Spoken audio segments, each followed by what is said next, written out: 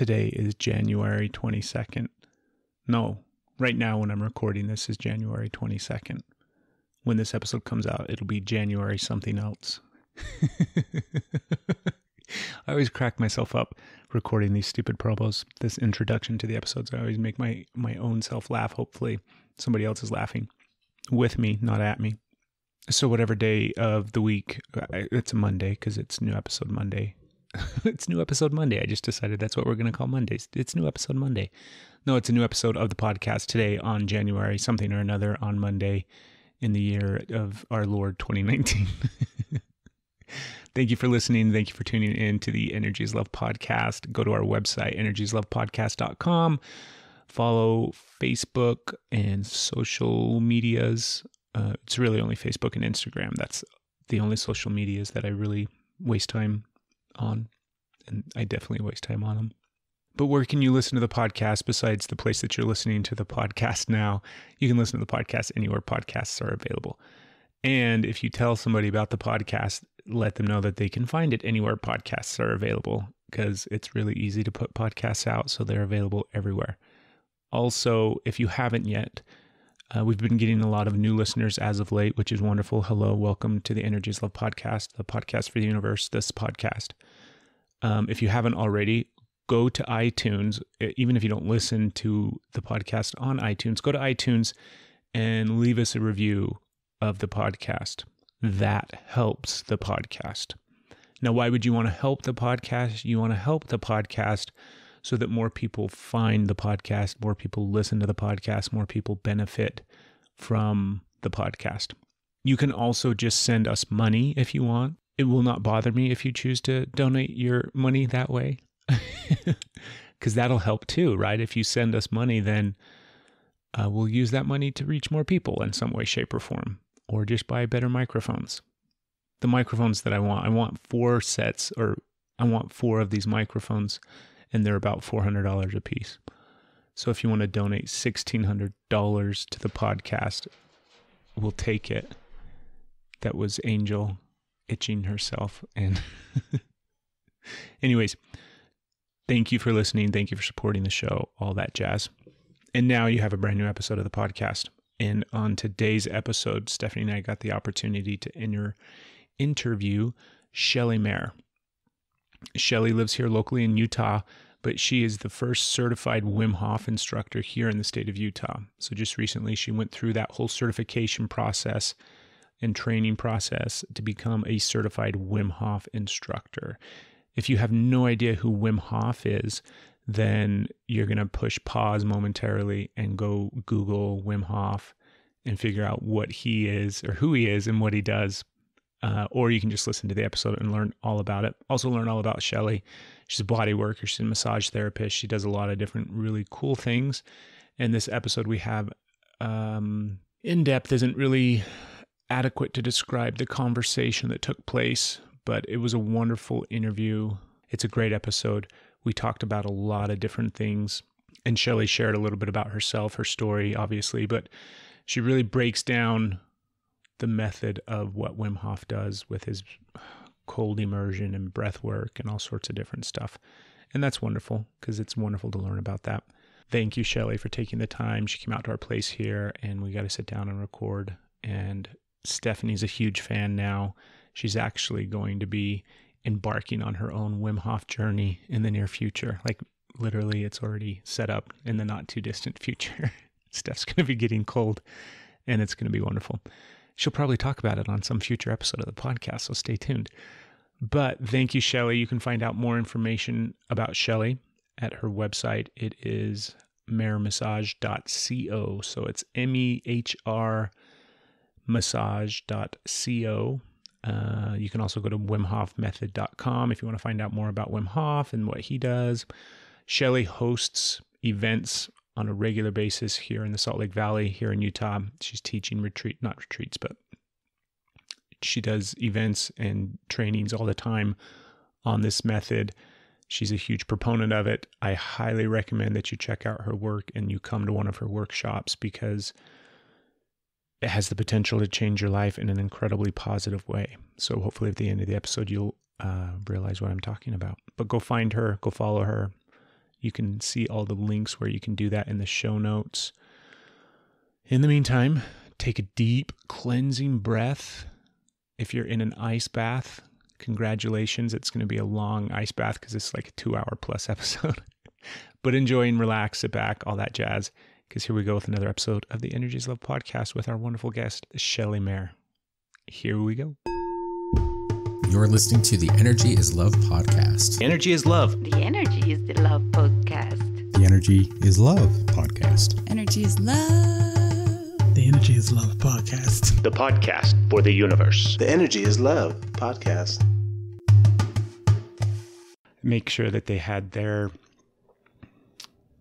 persona on so that they were putting that out there into the world. Mm-hmm. And then make sure that they hit all their key points of, I have to get my message out there. And this is what my message is.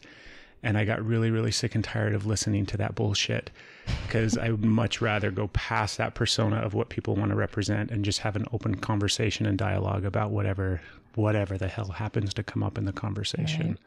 And I got a message the other day when I was driving, just everything I'm doing right now is about that, is about taking off the mask and being more vulnerable in my life. And that's actually all I need to do right now in my life is just take off my mask and be vulnerable. So it'll be a good stretch for you then, huh? Yeah, definitely. So we introduced ourselves. I'm Craig and this is Stephanie. Hi. And Shelley, you have to pronounce your last name for me. Mehr. Mehr. Yeah. So it's super easy. I was making it way more difficult What in my were head. you thinking, Mehr? I don't, no idea. Mehr. Yeah. Because it's M-E-H-R, right? Yeah. Yeah, it means more in German and actually unconditional love in Farsi. Very, very cool. I love that. Yeah. Is that That's your way background? Your lineage, German? And... A little bit. I've done the DNA tests and 32% Irish, which was surprising because my dad's a genealogist. And I always thought it was more like Scandinavian, German, like England that I was coming from. And so 32% Irish was really surprising because I was actually had a plane ticket to Ireland before I found that out. So it was kind of fitting. I'm like, oh, okay. And then, how I found that out is my sister, she's served in the military for 18 years. And when she was deployed to Afghanistan, she was a postal worker out there. And people would stop her on the streets with her uniform that had the M-E-H-R and be like, do you know what your last name means? Because that culture has so many different descriptions for love. And they're like, it's like the unconditional love between like a mom and like a son. Like a very specific type of love there. I love that so much. Yeah. I love that. I'm going to be over here a little teary now. Already, here we go. That is so cool. Yeah. So as you were thinking about coming on the podcast, what were some of the things that you were like, what are we going to talk about? Like, what did you want to talk about, if anything?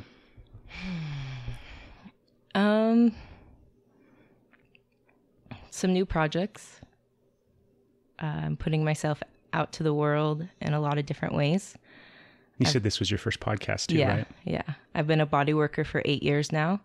So that's a focus I've had with that mentorship one-on-one. Very much an intuitive feeling place where there's not a lot of talking going on. Sometimes there is. And so I feel like right now, like this is the perfect manifestation of my voice. And like, oh, what do I have to share? Because there was actually a lot. I've been traveling the world since I was 20. And how old are you? 32 now. Sorry. See what I mean? Are you not 32? It's just an age. No, I'm 34.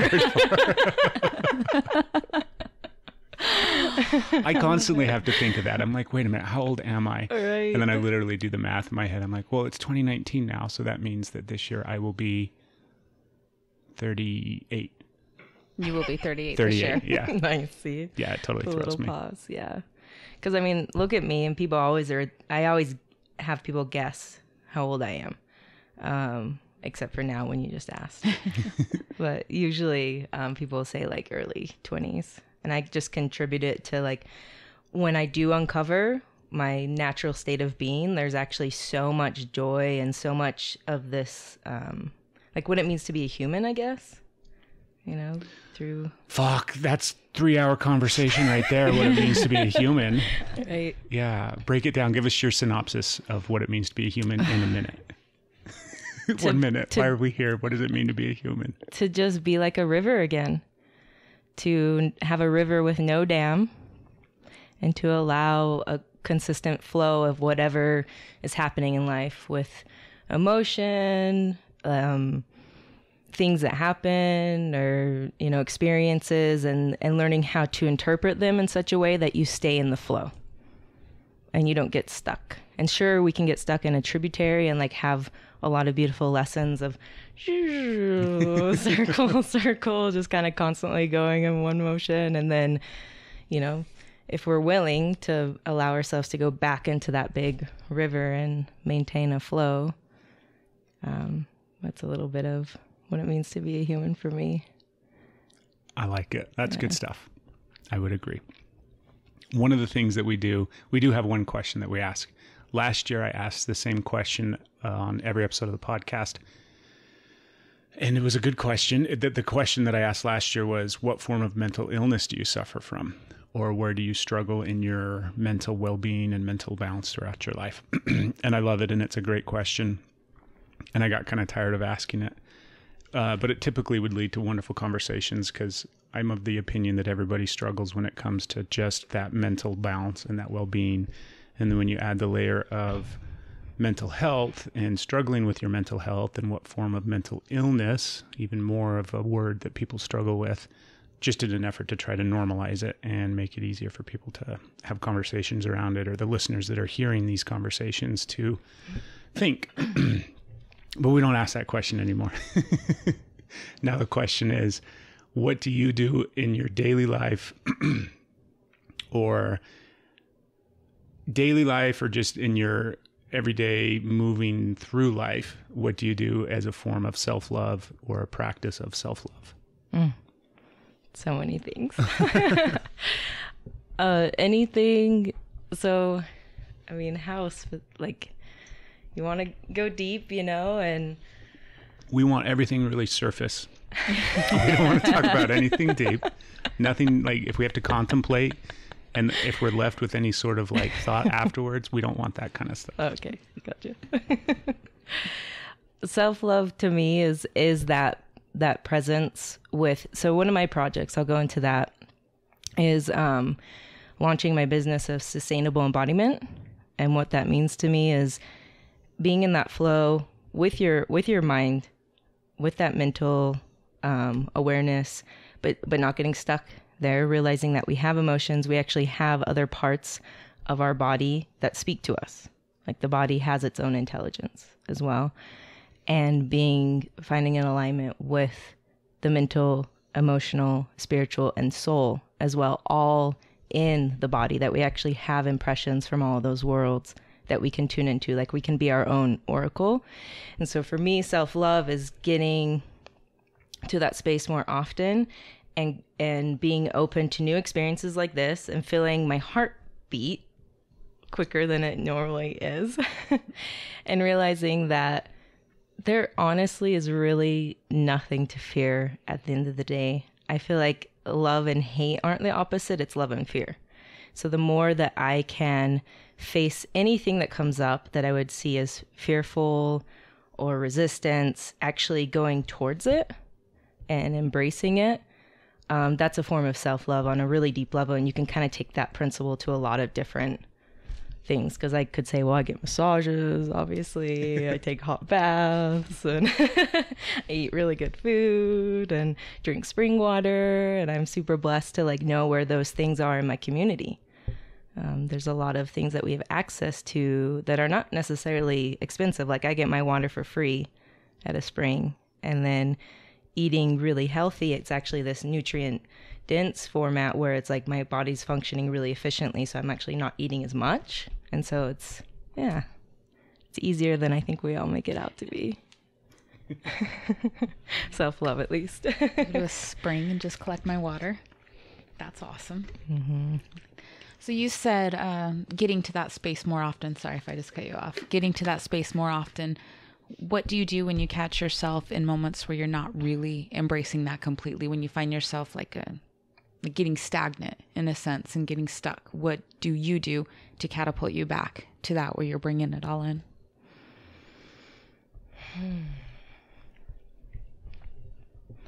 Movement is a big one for me. Being more body-based, teaching others how to be in their body. So if you can look at it like my perspective with life, kind of going back to that being a human, like what that means is actually learning that we have this like amazing body. And that if I feel stuck, what's the easiest thing to do in the moment is to dance, is to move, is to, and sometimes I don't even realize I'm stuck until after I get unstuck. You know what I mean? I do. Yeah. So I would say like movement is one of my top for that, is to get unstuck. Like that. What about when fear, because I like how you described the opposite of love as fear, not necessarily hate.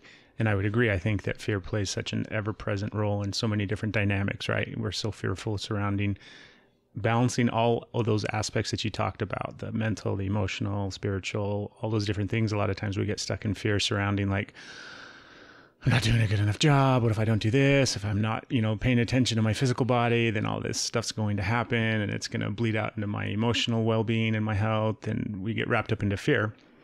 So what do you do when fear creeps in its ever-present, like powerful way of fucking everything up for a little while?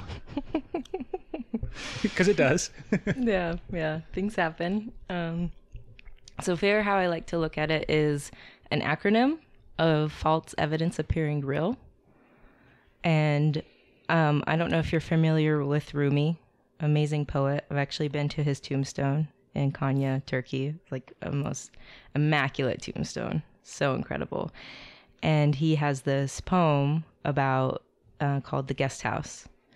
And this poem kind of depicts like allowing any sort of fear or anything that we repress or any, from conditioning as kids. Like I believe that we are pure, and then we, from 0 to 8, we get this conditioned kind of how to be and actually how to love from our parents. And bless them, they all did their best, so it's not about blame here. It's about taking accountability for like, okay, like they did their best. I'm going to have compassion and kindness for this and move forward in that space. And so I'd say that with all the guests, allow them, serve them tea, get to know them, whatever that fear is, get to know it so that it doesn't have control over you, that you're actually allowing it, you're embracing it in a certain way so it doesn't have control.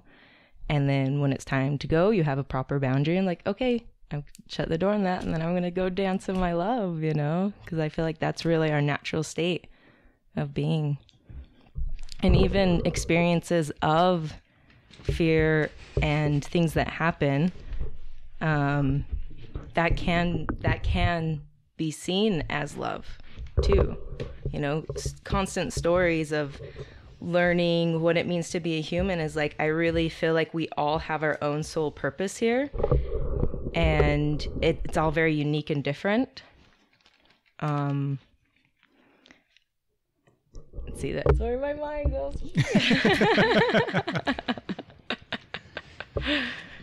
False what? False evidence appearing real. Yeah. I like that one. Yeah, so much is. The fear is fuel. So those two are good ones. That when I'm in that good flow, I can embody that.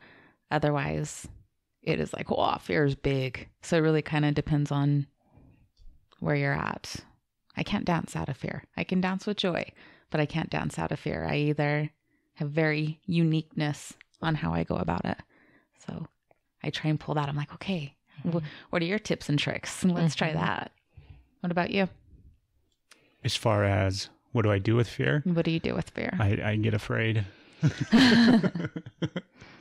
Yeah, no. A lot of times I ignore it and stuff it and bury it and try to pretend like it's not there. And obviously that doesn't work. So, but yeah, that's not typically. Things have shifted and changed a lot to where I'm conscious of it and willing to sit in it and willing to acknowledge the fact that it is false, that it is created in my own head, and I mean, 90% of the time, the fears that we swim in and that we surround ourselves in never become reality. Mm-hmm. Do you know what I mean? They always stay in that space of fear and the realm of falseness and the stories that we create and everything like that. They're not real, actually. And with that, they can turn into things too. Yes. You know, they can turn into like even illnesses and different things like that can occur if we're constantly repressing some kind of like emotion. Like I remember, like I've been on like the healing path for a long time now, and 34 years. Right, exactly. To be exact, 34 we're at in this lifetime. And I remember following Braden back in the day, and he ties together science and spirituality really well, because I feel like they're actually married, or at least they can hold hands, and they actually can work really well together if we allow them to. And one of his workshops that I went to, he had this video of a tumor and then these Chinese chanting, and the Chinese chanted in a certain vibration, and the tumor actually disappeared.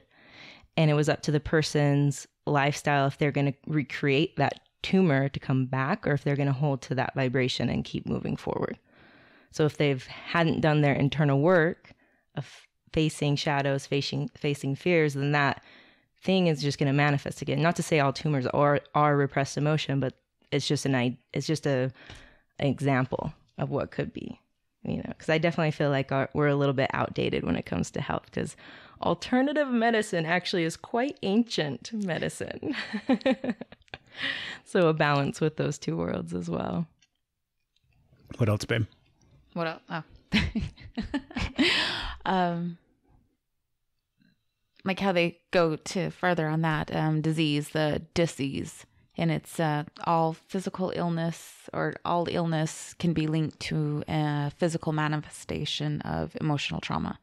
So I see that because there's so much of the fear, the anger, the suppression, just not having your voice, that does settle in your body and creates that. So I agree with that quite a bit. And then you have our smart ass kids who are like, so if I have an axe and chop off my hand, is that emotional trauma? I'm like, well, that's new emotional trauma, but no. So they won't take into account on a part when their stomach hurts, or that it's the stress from school. And my brilliant way to help them out is like, what can we do to release stress? What can you do? It's, you know, with stress, we've got to get out, and that causes more stress, and it's not stress.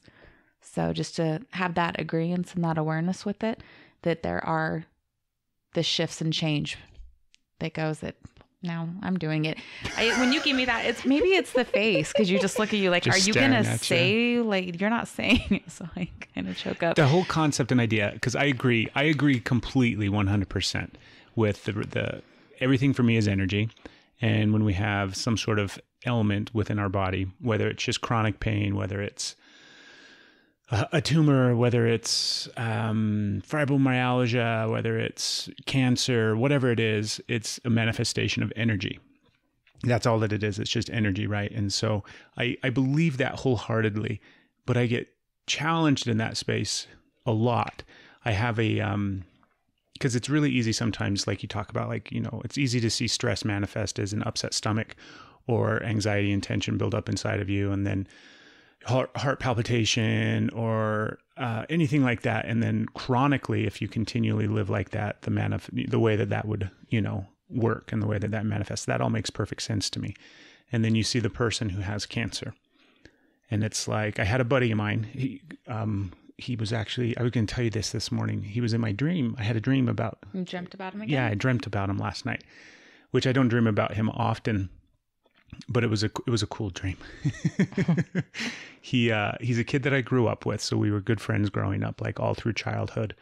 And when he was in his early 20s, because I think he got sent home from his mission early, his LDS mission. I always have to remind myself that some of the people that are listening have no fucking idea what I'm talking about when I say a mission. Because I'm on a mission right now, too, so. But he got sent home from his mission early, so he was diagnosed with some bizarro bone cancer when he was in his early 20s, and fought that cancer for like 12 years, 15 years, something like that, before he finally died from the cancer. And I think about this guy, and I'm like, in what way, shape, or form is that not just a fluke? Or is that some manifestation of energy? It is in some way, shape, or form, but that's the part where I get stuck sometimes. Sometimes it's really, really easy to see how people will let that disease build up inside of them because of the emotional trauma, the pain, the inability to be a river and let things flow, right? Mm-hmm. They're stuck in that fucking dam and everything is just backing up consistently. And so I think about this guy. His name's Clint. He's a really sweet man. And I think about him and I'm like, how much did I not know about him that there could have been something in his life that caused this, right? Some aspect of his life. Or is he just an example? Because I think so many times we like to put people on this pedestal, right? Especially after they've passed away, where we think of him, because he was an incredibly sweet guy. He was very loving and very giving. And, you know, he's a good example of what people would commonly, like, you know, if anybody, he didn't deserve what he got. And it's like, why did he get what he got? Why did he go through that process, you know? And that's the space where I get stuck in, like, is it really just all energy, or is that the warm, fuzzy feeling that we like to tell ourselves? And here, because we grew up in this small town that we're in now in Grantsville, and we're surrounded by like chemicals and shit that was pumped into the atmosphere for 60 years that nobody really cared about. So we have a lot of kids. I have a couple of kids that I grew up with that have cancer. And I'm sure that some aspect of that is because of just the geological location of where we're at, because there was like Dugway Proving Ground that did a bunch of funky stuff, and then we have this army base out here that did a bunch of funky stuff, and then we have like this magnesium plant over here that just has consistently pumped shit into the atmosphere and is still continuing to do so. And so we have all of those factors as well. But I think at the end of the day, my belief is that there's something, energetically speaking, that is like a cause or a benefactor, I guess. Does that make sense? Yeah. There's a lot of different things that popped up with that. Because I feel like being human, as much as about all the love and all of that, I think there's a lot of depth in accepting death, that actually life is death in a way, that we have to realize that everything's going to die at some point, and it's not necessarily a negative thing. And so what we're left with too is like when someone does die close to us, there's a lot of grief in that. And also, I don't think anyone knows of when it's one's time to go, but to be in acceptance of when it's someone's time to go. And that, you know, we don't need to get into the what happens after death kind of thing. But what do we do as the people here when someone's passed? And like I've had some death in my family that rocked me, and I got stuck with it. And I got stuck with the grief though, because our culture, we don't process grief. You know, we don't really have any rituals. There's actually quite a bit of other cultures around the world that have their whole lifestyle based around grief rituals. And even grief in the sense of not necessarily someone dying, but even from being single to partnership or finding like your person, like there's grief in that transition. So it's learning how to stay in a flow, but also accept like what is and how do we process grief? Because I think that's where a lot of these disease comes from too, and being stuck is like some form of grief. And like, what is that? What is that feeling? And being a human, like we're social creatures. We need each other. And I feel like in America, so I've traveled the world and seen how a lot of different cultures work together. I studied cultural anthropology in college a little bit, and I just am so fascinated with how different people walk on this planet. And I feel like here, us in America, like we're getting faced with some intense stuff right now with like all this chemical different thing, like environmental stuff. Like we don't need to get into politics right now, but there's a lot of stuff stirring up. But I celebrate it because I know that it's a sign that there's change. We need this to be stirred up so that something shifts, like something's not working. And so let's be open all the possibilities that this could actually be a really beautiful thing. And with that tangent, where is it going with that? What the See hell what are I we mean? talking My about? mind goes and goes. There's a point I was getting to. I liked your description of grief and the feeling of grief, or the feeling associated with grief, because it's not one, right? It's a spectrum. And that can come not just from the loss of a loved one. It doesn't have to just come from death. I think the transition, you said transition, I'm like, that makes a lot of sense, because there's often times when we'll have transitions in our life from anything, right? Like for us, we have a 19-year-old who's in college. So when the transition of her leaving the house and going to college, massive amounts of fucking grief present in that moment, right? She's still here. She's still present. We still get to see her, communicate with her and everything like that. But just the grief of not having her here, because it was a transition period. Mm-hmm. It's like, I keep thinking about your, I guess it was a metaphor of the river. And it's like, oh, now your river's in a different flow and it's in a different space. And you're like, but I like the one that I was in before. Like I got really comfortable and really happy with the flow of the river that we were in.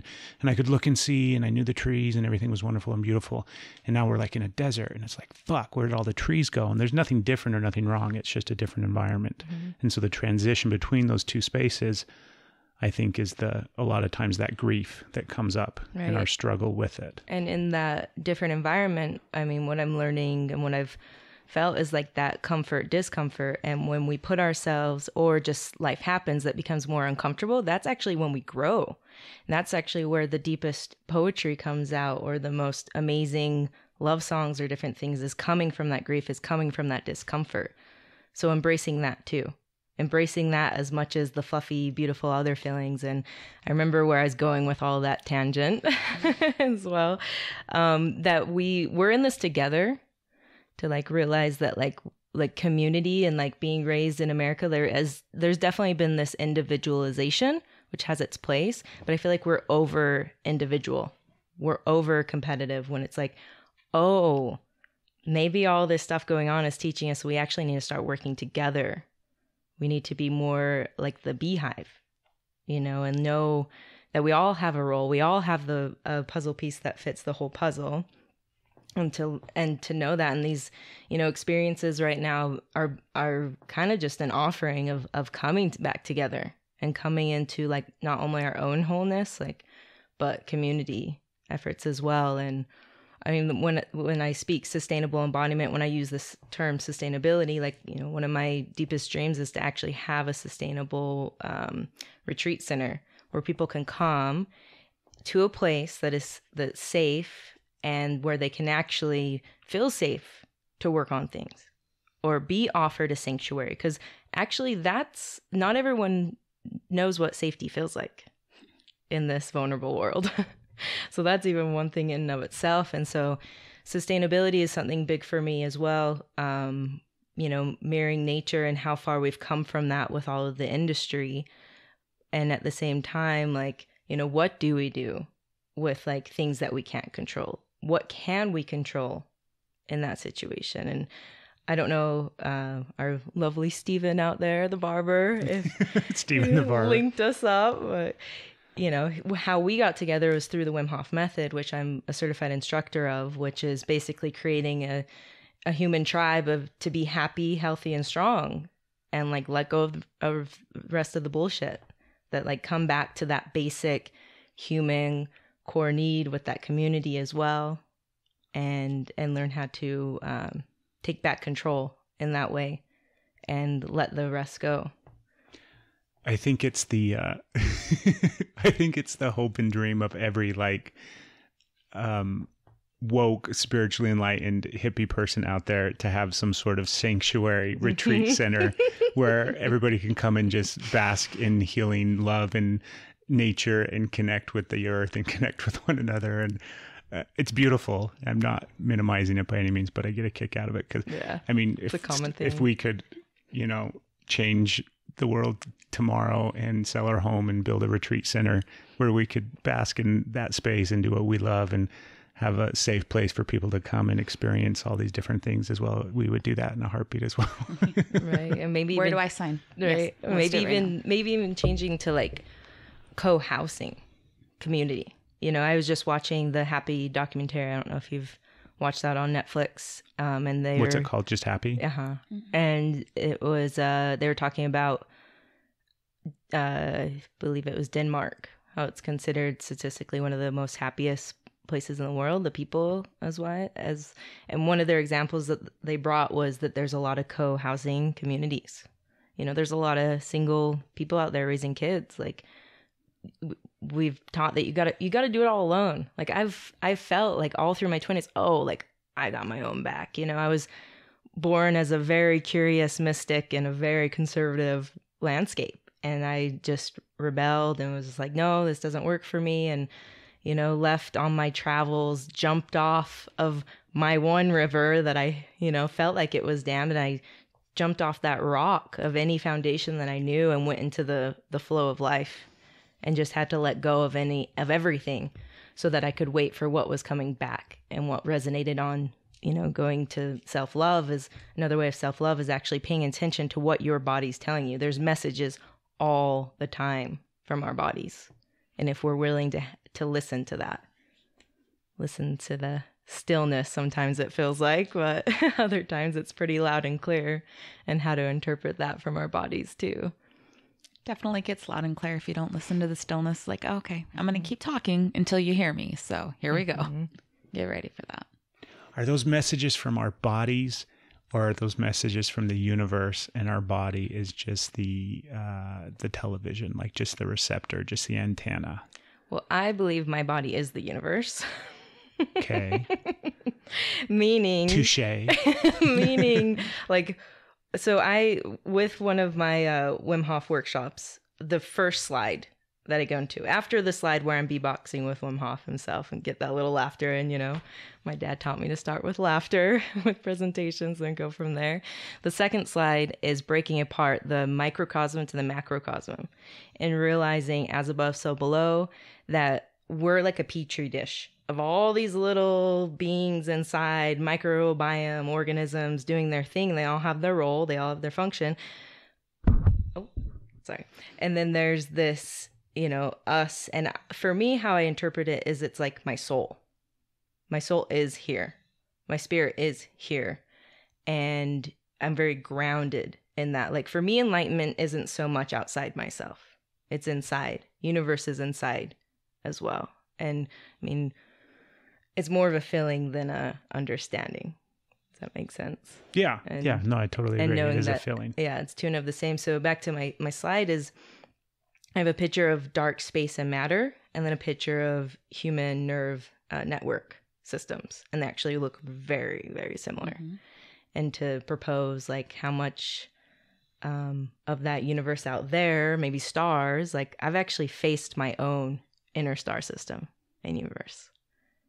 And through different experiences in my life has sensed my soul, have sensed different pieces of myself of like, oh, that's what I'm looking for. You know, that mystical side. But it's actually, mysticism is almost getting demystified as well if we have the right tool that we're viewing it. For instance, science, like metaphysics, is the basis that everything is energy. So it's not so mystical when you look at it through a different lens, if that makes sense. Mm-hmm. And I got lost of what I was going to say now too.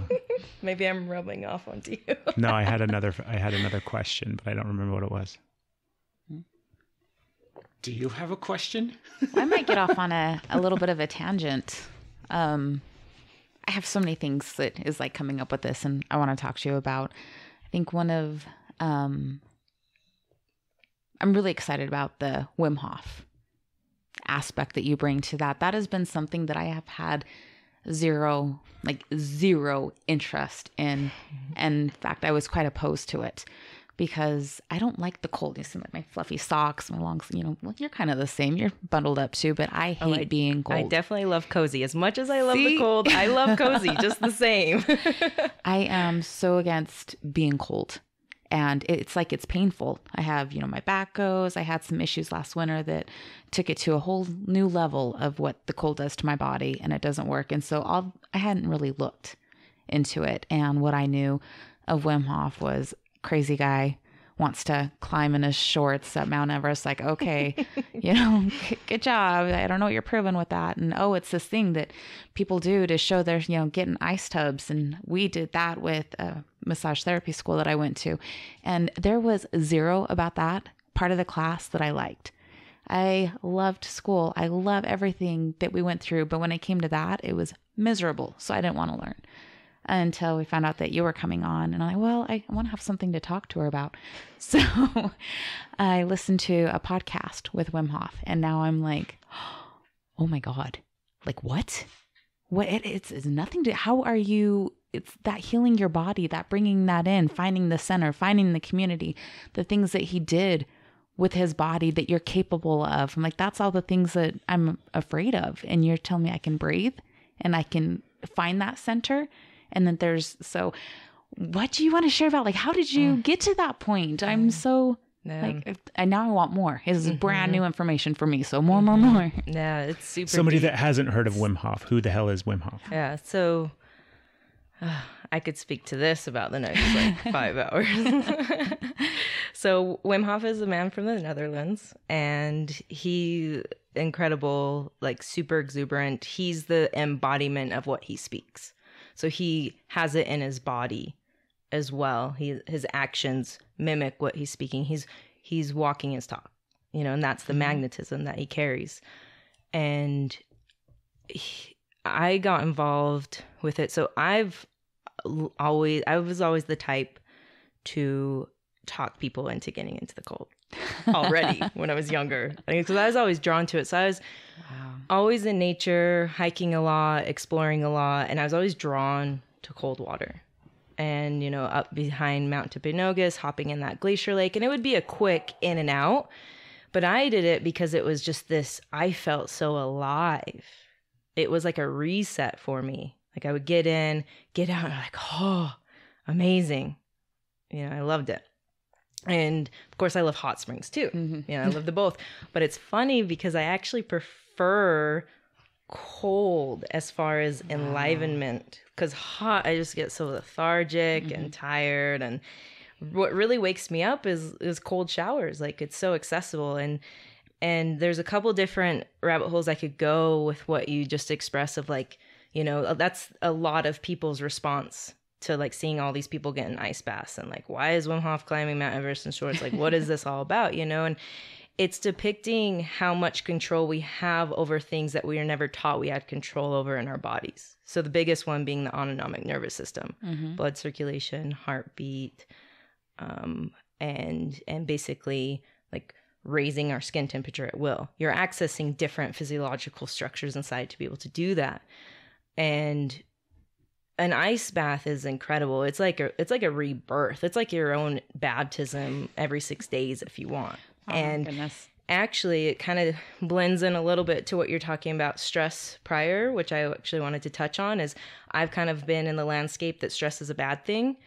It's what type of stress we need to identify, because stress actually can be a good thing, and we need acute doses of stress. Not chronic. Not chronic, Big, not this cute. like long, same kind of getting in sympathetic stress, which is that fight or flight, kind of that typical like thing that we can all get stuck in if we're kind of just doing what everyone else is doing. Or definitely taking out from our natural state of being, which is short, acute doses of stress. So that knocks us out of that chronic stress. And then that we can actually go back to parasympathetic, which is rest and digest. And so believe it or not, you go into an ice bath, you go into that intensity of acute stress. Oh my God, shock. It can shake up past trauma so that you can actually heal it in the present moment. Oh my goodness. In a safe way, and rewrite that neurological pathway like that. Like that's where the transformation is in that moment.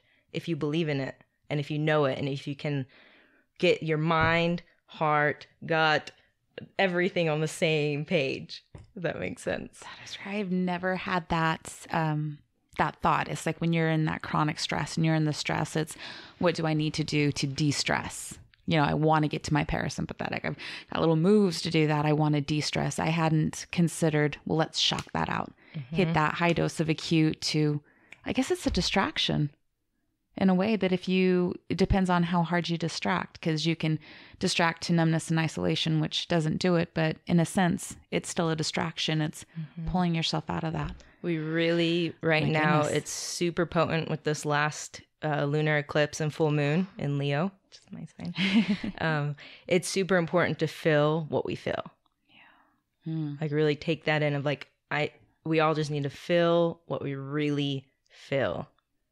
That there's no running away from it, because it's going to be there until we face it. It's not just going to disappear. That's the illusion. And that's where more of the hesitation and build up to, let's go back to the ice bath, because it's such a great metaphor for a lot. Like, you can face the ice bath how you face life. And that's where I like it as a transformational technique, and actually realizing through facing that a deeper level of empowerment, and then also a lot of physiological shifts in the body that occur with that. And I mean, what I love about this method the most is the accessibility. If you're willing to like go into those territories, Wim Hof selling breath and water. Yeah, right.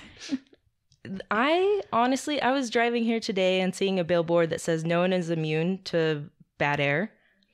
I feel immune to bad air through this method. These last inversions that we've been having, like, my mood is amazing. Like, I feel like I've really taken control of that, because we actually have a lot more control over how we feel than we often exercise. And so the Wim Hof Method is a 3-pillar practice where it's not only cold exposure, but it's a breathing technique, which is phenomenal in and of itself, and a mindset.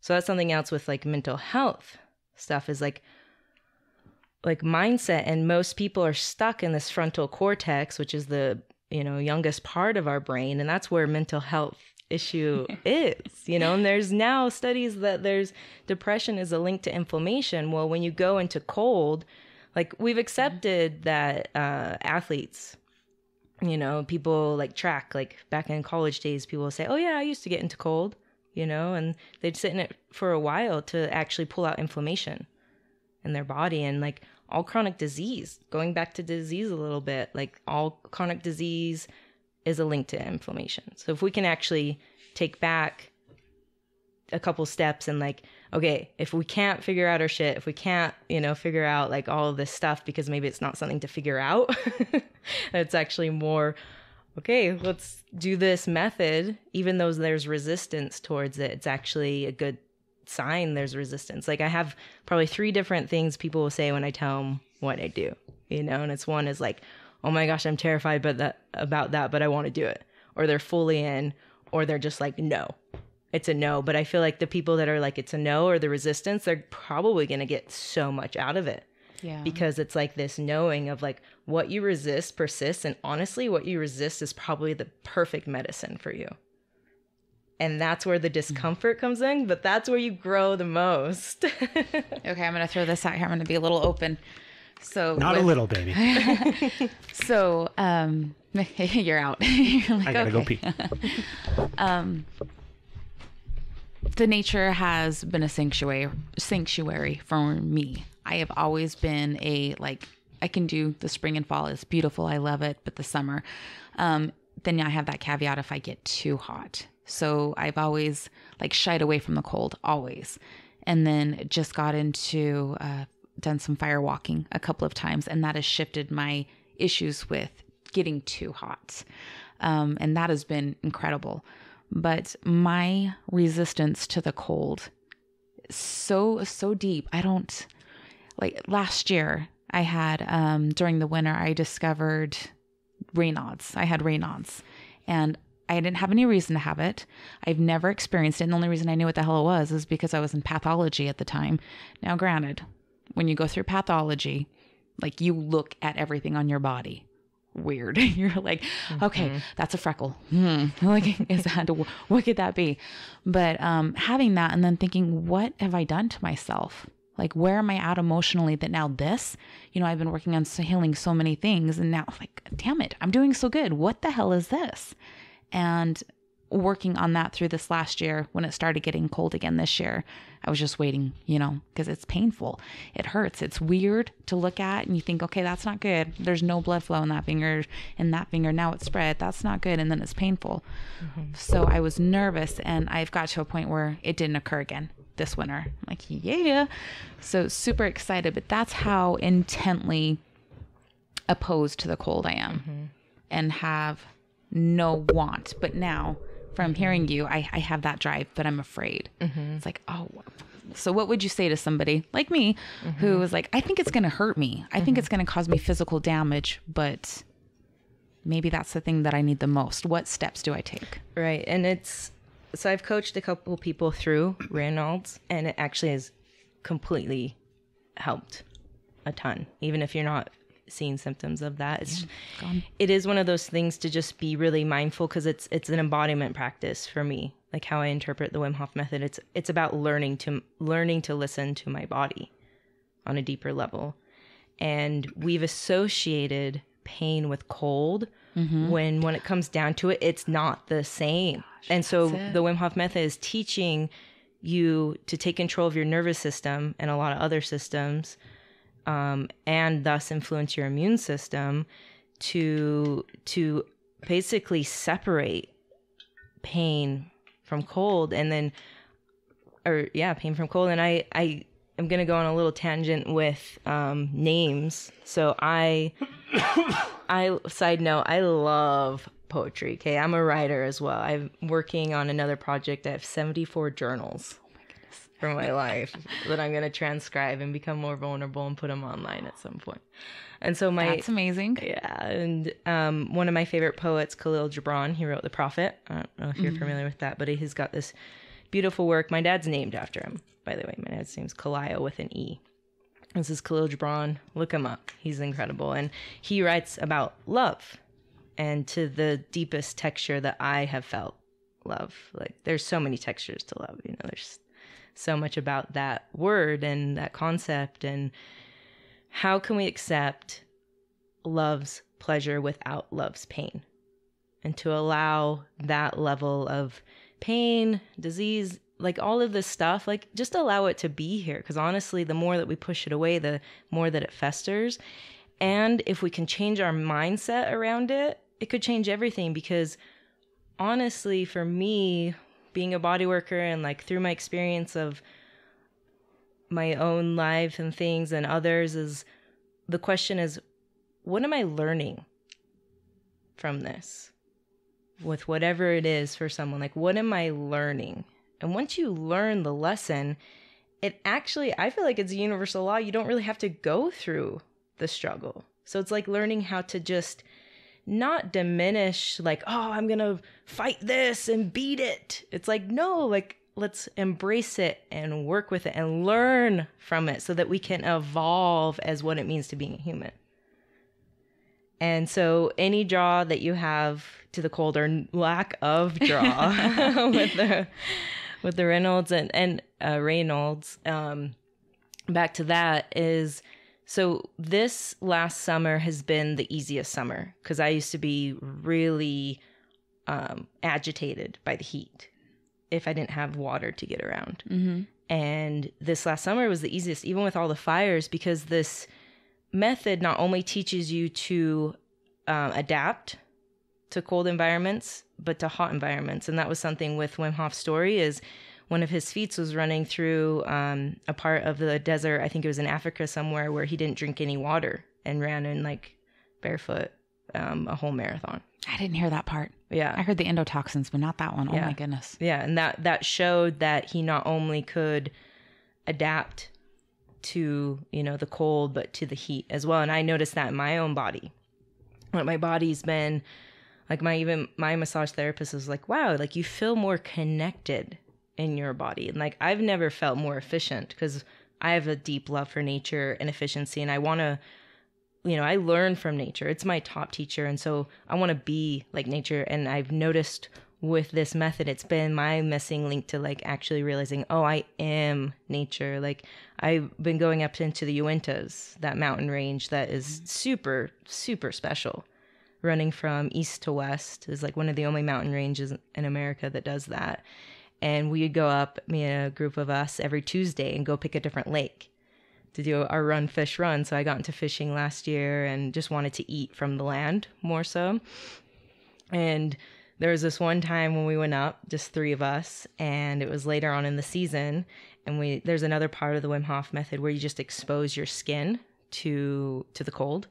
And our bodies have incredible ability to adapt to whatever. So kind of backing up with the immune to air quality is like through the breathing and through the cold, I'm staying in a flow with my physiological, emotion, mental, spiritual, soul, whatever, all of that, staying in a flow with this method and other things I've picked up along the way so that I'm not so influenced by things around me, that I'm staying in a flow, because I can't control all of, we've got a horrible inversion problem. It's ugly. It's like, this isn't right. Like, why are all these things pumping out all of these chemicals, all the cars, all the population? Like, what are we to do in that state? And honestly, let's breathe more. Oh my goodness. It's like so counterintuitive. Oh, you're cold. Get into ice bath. Get warmer. Because you actually do get warmer through that acute stress. Your body will get into a survival state. Perfectly natural. Our body knows what to do. That's another thing, is it's learning how to trust the body again, as well as your body knows what to do. But being comfort creature behaviors, we've actually atrophied. Okay. Inside. And so it's learning how to awaken those systems again, and it can be interpreted as very painful. What I like to suggest is view it as be curious of the sensation. Be curious of what is the sensation. And when we stop judging the mind or judging the like it being pain, it actually helps pain not be so present. So I could go on and on. Oh my goodness. Well, I want you to, because I'm sitting here thinking of how I love the sun on my skin. I love feeling even the night air. Like I do naked dancing in the moonlight. I love it. Beautiful. Obviously, it does not happen in the winter. And like the lunar eclipse, right? Like that moon that we had last night, the night before. Oh my gosh. And we were just all bundled up out there, and it was so cold and shivering, and like I want to get to where I can do that. I want. Right. Yes, and so much. A lot of it too is rewiring, like, when you're cold and shivering and like this, it's like this protection, mm-hmm. But we've learned that as kids. Mama says, put on. Are you gonna say knock Mama you out? says what? Get a coat. It's cold outside. I'm not cold, Mom. Are you gonna? Oh my gosh, I fight with my kids boy, all the time about and I tell her that. all the time, he's not cold. He's fine. I remember what it was like to be 12 and you run around outside all day long and you're not cold. Want to bundle him up like a Christmas story? Yeah, she wanted me to get a fucking blanket to put him in the car to give him a ride down to basketball practice. It's freaking cold. That's you damn 3 right. minutes away. It's freezing. And I'm like, I think he'll be fine. No, he needs a blanket. I think he'll be fine. So Scandinavian cultures, when I was in Ireland, I saw it. In Russia, I've seen videos of they have kids go out in like their underwear or swimsuit, like in schools, and go into the snow and then come back and have tea and like a sauna. Or in Scandinavian cultures, they actually have their babies sleeping out on a porch in a snowstorm, because of their knowledge with how much it builds their immune system or balances their immune system. It's going to take me a minute to process that one. It will. Yeah. And look it up too. Like, oh my goodness. And anyone, don't take my word for it. Like let's be our own alchemists, as Wim Hof puts it, or I put it as like that book by Paulo Coelho of like, the alchemist's journey of like it goes and explores out and goes out and gets all of this information and realizes that once he gets back home, that it was actually all right here, I'm pointing to my heart. And that's how I feel in my life, is like, there's this knowingness of this though. It's like we kind of, our mind's like, oh my gosh, that's child abuse. What the heck? That would never go in America, but put a blanket on our kid to go to basketball practice, please. There's something to it. Oh my goodness. There's something to it. And there's something to how we've made fear, pain, discomfort, cold a bad thing. It's not the enemy here. they're all just tools. They're all just something to like explore. And I think us as Utahns, it's a great opportunity this winter to embrace it in such a different way. And back to my story with the Uintas is like one of the deeper aspects of this method for me is going up there. So it was hiking with like barely any clothes, you know, and up 10,500 feet, went down to Lofty Lake on the other side, and there's snow all over, and the lake was a little bit iced over. And it's definitely a mindset, and it's definitely, there's a lot to consider. I don't recommend this if they're not practiced at all in this, because it could bring up a lot, and you are so far away from the car. Like, it's very much, you have to be very mindful about, okay, there's certain risks to the situation, being really present with what's going on. And something else I love about the ice cold is there is nothing else that will put me straight into the present moment than an ice bath. Because of, you can't think about anything else but that moment. So everything is like right there. Yeah. Oh my goodness. And that's a great way to reset. So that's why I called it a baptism earlier, and just like a way of life of just like reset. I've had my ice bath every 6 days. You know, it's all you need for the benefits. And how long do you stay in it? As a beginner, Hold on. Go back to your Lofty Lake. okay, we'll answer that in a moment. So Lofty Lake, we're up there checking in, do the breathing. Then we got in. Oh my goodness. And it was definitely very, very intense. And my buddy broke the ice before and got in. And then I went in after, and something released out of me up there. So I don't feel like we yell enough in our society in a healthy way. Okay. I don't feel like we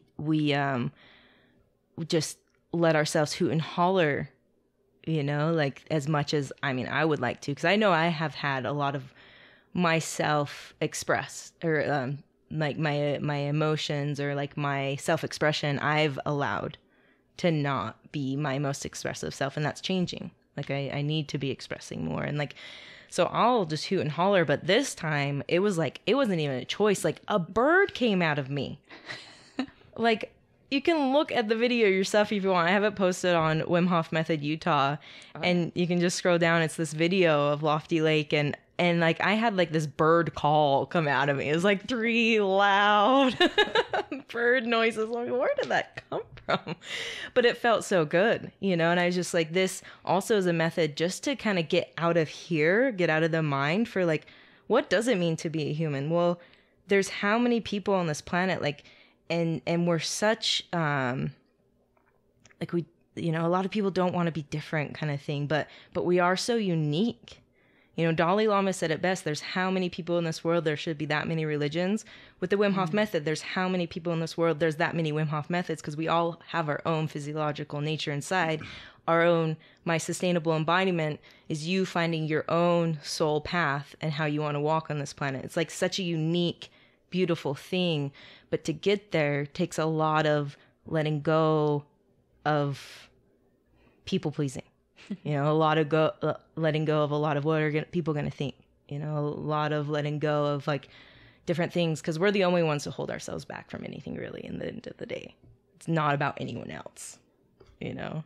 And honestly, don't take my word for it. Like, go out and explore that for yourself. Oh, I want more. I want more. So Lofty Lake was incredible.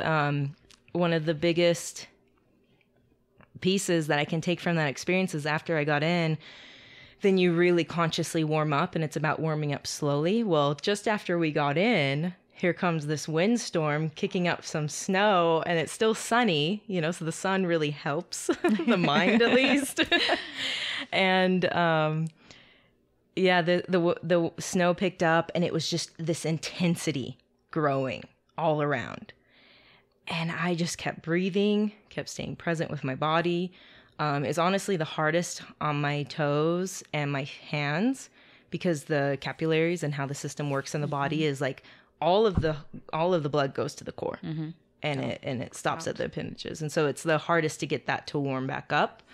I'm noticed as I've been doing this for 2 years, pretty consistently now, that it's shifting. Like things, elasticity of those blood vessels and capillaries are quicker to, because that's the biggest thing with cold is it's a great cardiovascular workout, interval training. And that's basically the Wim Hof method in the physiological nutshell is it's everything for our internal health that we've forgotten about. You know, the circulatory system, our cardiovascular system. We've accepted diet and exercise as a way of health, but what about these other things? So I feel like this is like a third pillar of health is like environmental stimulus. So Lofty Lake, see how my tangent line works? Lofty Lake. Oh, so lofty up there. And so the snowstorm's coming in. We're still pretty far away from the car. And my feet are still pretty bricks. And I actually lose my dexterity of my hands. And when I shared this experience, I actually had a couple of people, weren't you afraid of hypothermia? Like, weren't you afraid of this and that? And I'm like, honestly, that never even came into my awareness, never even came into my mind. Wow. Because hypothermia, you can only get 20 to 30 minutes in the cold water. But of course, there's other factors with air temperature and wind and whatnot. But it didn't even come into my mind. And I was like, well, was that stupid of us? But I'm like, no, like my body's so capable. In believing in that it's so capable. Wow. And the connection with nature and rawness. When I got out and I did put more clothes on to walk out. And when that was coming in, I was just seeing the wind picking up the snow and it was like lazing across the lake and just the intensity. But yet there was so much stillness inside me and so much gratitude and just connection. Like I was that lake. I was the snowstorm. I was everything there. And I could just feel that like deep stillness. And that's just what I kept breathing into was just like this raw thing, this raw wild nature that like I'm a part of that. Like I'm not separate. And when you're connected to all of that, there is no fear. There is no like what ifs. It's just like you're just in this flow and that's staying in flow with the river. That's beautiful. That's so beautiful. Thank you. Yeah. Can you stay for like another, 12 hours and let's We're just keep not going? done. Like The podcast isn't over. I know I should let you talk. Okay, go ahead. No, not at all. Oh, shit. It was funny. One of the things I was going to, because I'm a fan of Wim Hof and I've followed him and whatnot. And I tell Steph a lot of stuff and she's like, shut up. We're not doing any of that. And I don't do it. Until now. Yeah, I don't do it. I mean, I half-ass pretend like I'm going to take a cold shower. But one of the things I was going to ask you, because, oh my God, there's so much that I want to like dump out of my mouth. So I'm going to slow down. One of the questions I had was, I think oftentimes, because I'm guilty of it, I'll see something online, I'll see Wim Hof, and then I'll dive in deep and listen to him on podcasts and go to his website and find his videos and do all of this stuff. And then I'm like, oh, I got this shit figured out. So what's the difference, would you say, to somebody that's like, why would I, because you host things now, you teach people this process, you train people and everything, because you're a certified Wim Hof instructor, right? So what's the benefit? I see it very clearly having met you and just listening to you for the last hour, but what's the benefit rather than just thinking that I can watch his YouTube videos and learn his breathing techniques and his methods? What benefit is somebody going to get actually coming and experiencing it firsthand from somebody that actually knows what the hell they're talking about? Yeah, just like anything, there's so much information out there. You can find everything I teach online. Like you can find how to do the breathing. You can listen to all of the science. But it's like one of those things where, at least from my experience, it didn't really sink in until I met Wim Hof himself. Like everything about it. Because I see so much in this little method that's so simple, but yet so complex when you dive in deeper. And for me, I love the interaction between another human far more than looking on the computer. I think there's stock in that too, though how I learn the most is like in the vibe of someone, you know, and then if I have any specific questions to go into that. So I was introduced to the Wim Hof Method, and my best friend and my sister and brother-in-law will argue that one of them was the first to let me know about him. I'll let them figure that one out. It doesn't matter. And I was just like, oh, like this is cool. And so I did, there's a 10-week course that you can buy online. So I got that and did that.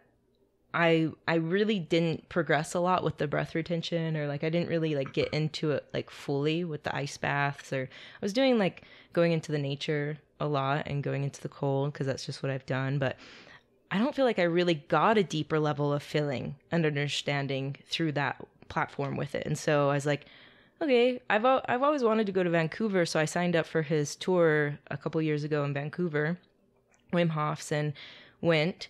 And it was so funny because he's just like this storyteller. And it was just like pretty much him just talking story. And back in the day, he was like really outlandish, and he's definitely reeled back a little bit.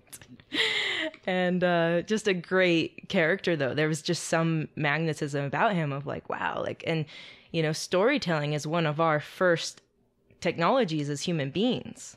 Was telling story, and I feel like there's a resurgence. I actually host once a month storytelling gatherings where anyone can come up and tell stories and share in that way and be heard and seen and felt, and I just feel like, hey, I'm getting vulnerable, so let's all do it too.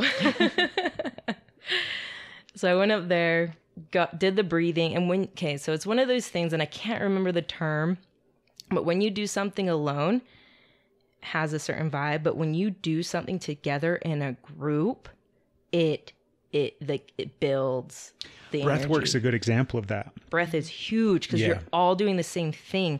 I do a static dance where it's free flow movement, and it's all everyone doing the same thing, so it builds and builds, and it's like I can access deeper things through that instead of just on my own. Even the breathing retention, like holding the breath, like I can go for a lot longer with a group of people than alone. So that really sat in. And then after we did the breathing, which was really powerful, they had a couple of the ice baths out and people could just go in and out. And that's where I learned more of how to warm up after, because that's a piece that I didn't really see when I was like looking at it on my own, was like, okay, well, after the ice bath, what do you do? You know, and I just barely did a workshop last weekend with some phenomenal men, and they actually spoke. Some of their feedback was, like, it was so much nicer to have you there during the ice bath. Like it made it so that I could do it in a way, you know, because we can all fill up our bathtubs, put ice in it, but there's something about being coached through that experience and how we can offer information to each other. And obviously I've been talking people into cold water for a long time now because it feels so amazing.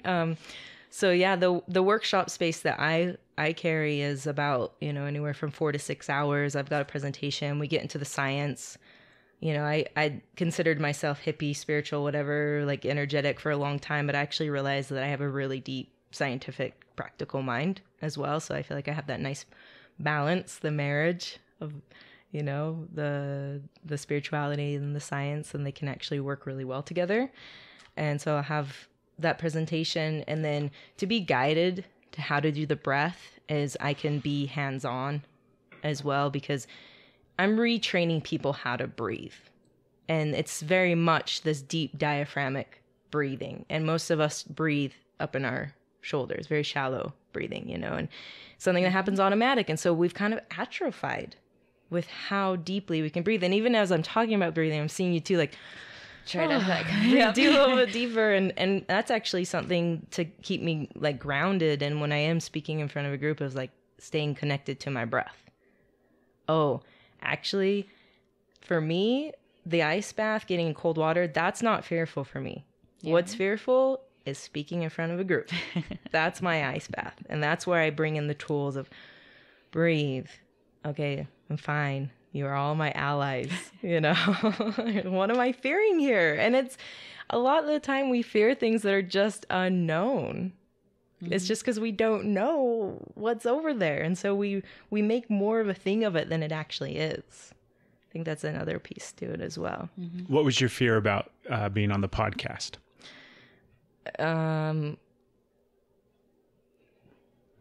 Yeah, saying like the right thing. Wrong thing. just kind of how people would perceive you, right? Yeah. And I'm learning just to let that all go and to not give two fucks anymore. Just to keep flowing and just realize that, like, hey, I'm doing my best, and by no means I am actually, it's another Rumi poem that I love, is like, meet me in the field beyond right or wrong doing or right or wrong thinking. Like, let's go to that other place where it's not about being right or wrong anymore.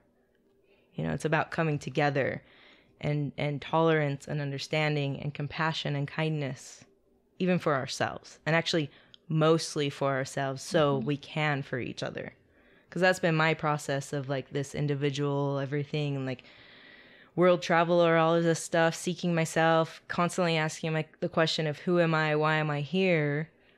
Well, it's and I lost my train of thought with that just now, so I wasn't meant to say anything more. All I can see is the field. Oh my God, it's really amazing. We're just hanging out in the field now. It's a good space. Yeah. I'm so glad you came. I'm so glad that Stephen hooked you two up, so I got to meet you too. So thank you to that. Yeah. And yawning is a really good sign. Actually, I'm tired. No. That I need oxygen. You're getting more oxygen in your brain, because I mean, we're talking about a lot of, we went deep in there. Yes. And so getting more oxygen to the brain, because our synapses are now going, so your brain takes 20% of your oxygen. One of the things that you talked about earlier and how you're immune to the inversion. So people, because we have tons of listeners and people that live here in Utah, especially in the Salt Lake Valley, know exactly what the hell you're talking about, because it's terrible inversion during the wintertime. And I loved how you were talking about it. You're like, well, I'm immune to it. And then I'm sitting there thinking about, because you talked about how you go out into the, my brain. So fucking busy. So you go out there and you're immune to it because you have the ability to do so. And I'm sitting there thinking, because you kept comparing yourself to kind of nature and you're a part of it and it's you and da-da-da-da-da and all, you know, so on and so forth. And I totally agree, for everybody, right? Not just for you. And then I was sitting there thinking about how much like the planet, because we think about how detrimental we are to the planet and we're polluting the planet with all of these different things. And my guess is the planet don't really give a fuck and is like oblivious to the fact that we are polluting it, because it has the ability to supersede that, to continually just evolve and do what it does to be a planet and an organism and to sustain its own life and its own well-being. And we're a part of it. But it's like, I bet if you could ask, you know, if we were to interview Mother Nature and they would say, we would ask them, what have been the detriments of global warming and pollution? And, you know, since man has been on this planet, what has been the imprint that they've made with all of their industry and all of their destruction and all this stuff? And they'd be like, what are you talking about? Mm-hmm. I have no idea what you're talking about. What's pollution? You know, I don't think they would really, I don't think her, him, it, I don't think they would really be aware of what we're doing to it. And I like the idea too that we have way more control over our body than we really think. And I like the idea too that parts of our body have become not atrophy. It's atrophy, but what's the right pronunciation of it? Atrophied. I like that idea, right? How often are all sorts parts of our body, our mental, emotional well-being, everything like that, just is, nothing's wrong with it. It's not broken. We just haven't used it. Right. And I'd like to go back to what you just uncovered, because, you know, I've kind of gone back and forth with that through my time of like, okay, the impact on the planet. Obviously, there's a lot of movements. Obviously, in my life, what makes me feel the best is efficiency. What makes me feel the best is self-organized, because that's what I see in nature. You know, the nature does adapt. I mean, I think we'll be facing a lot of things in the future that we don't realize now, you know, because we are using as a whole more of the resources than the planet can produce. You know, that is going to be a thing. And at the same time, I have a theory with a lot of this Wim Hof stuff that I've been getting into of, I don't know if you're familiar with Rhonda Patrick. She does a podcast as well. She's like super science. I'm very familiar with Rhonda Patrick. Yeah, broccoli I've heard you mention Rhonda. That's why we have broccoli sprouts in our fridge. Lovely. So she talks about that for the most part, people are higher temperature inside. Okay. And when we're stuck in sympathetic nervous system, the fight or flight, we get little doses of inflammation there, and we're a little bit hotter, we're a bit more inflamed. And then we go back to, I'm going to bring up the example 9/11. Okay, there was a deep, like, penetration for us. And a lot of compassion, kindness, and togetherness came out of it for a little bit. And there was actually done from the Heart Math Institute a scale of the magnetic electric field of the earth. And our hearts have magnetic electric field to them. Mm-hmm. Like, as we're sitting here talking, you're actually feeling my heart as well. And that's just happening naturally. So the scale that they saw, and this was from Gaia. I don't know if you know Gaia, the TV series place. I'm good friends with Gaia. Okay, me too. Which guy are you friends with? So the TV little production things, and I was watching Heart Math Institute because I'm really fascinated with that stuff, and they showed on the scale that the Earth electromagnetic field actually jumped with our hearts jumping in that moment. So we're in this symbiotic relationship. Like, I feel like we have a choice whether we want to, and I use the metaphors as a bee or a locust. We have the choice to be a bee and work together. We have a choice to be a locust and just consume. And it's our choice, you know, and then we have to kind of go back to, like, why do we believe we are here? Why are we, what does it mean to be human? What does it mean to be on this planet? And what if it is that we're in this realm with this earth to, like, maybe it's not meant to be sustainable here. Like, maybe it's not meant to be utopia. Like, there's some far out theories that, like, this is a whole, like, there's planets and solar systems that have, like, all these grasshoppers on them. There's all these planets over here that have just cats. Like, everything is like biodiversity right here to see how it works together. And we can look at the ecosystems in a lot of different places of how they start to adapt and work together. We can look at how we've adapted to different places and things. And so it's one of those things that, like, yeah, my gut doesn't like what's going on for the most part. But at the same time, there's a lot going on that we don't have the information to. And so I go back to my theory as far as the best thing that I can do right now is to lower my inflammation. Because as above, so below, I believe I reflect the earth. I am of the earth.